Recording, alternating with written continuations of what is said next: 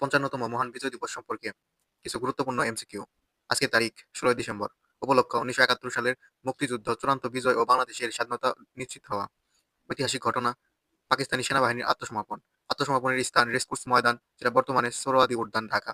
আত্মসমর্পণের সময় ১৬ ডিসেম্বর ১৯৭১। কারা আত্মসমর্পণ করে? পাকিস্তানি সেনাবাহিনীরা। আ আত্মসমর্পণ করে যৌথ বাহিনীর কাছে এবং মুক্তি বাহিনীর কাছে, ২ টা বাহিনীর কাছে। আত্মসমর্পণ দলিলের নাম হচ্ছে ইনস্ট্রুমেন্ট অফ সারেন্ডার। দলিলের স্বাক্ষর লেফটেন্যান্ট জেনারেল এ কে নিয়াজি, পাকিস্তান। আর লেফটেন্যান্ট জেনারেল জগৎজিৎ সিং অরোরা, মিত্রবাহিনী। মুক্তিবাহিনী ও বাংলাদেশের প্রতিনিধিত্ব গ্রুপ ক্যাপ্টেন এ কে খন্দকার।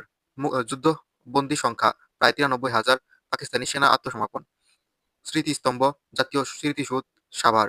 বিজয়ের তাৎপর্য, একটি স্বাধীন রাষ্ট্রের জন্ম, গণতন্ত্র ও জাতীয় পরিচয়ের পুনঃপ্রতিষ্ঠান, জাতীয়ভাবে পালন। সরকারি ছুটি, জাতীয় স্মৃতিসৌধে শ্রদ্ধা, আলোচনা সভা। পতাকা, সরকারি ও বেসরকারি স্থাপনায় জাতীয় পতাকা উত্তোলন।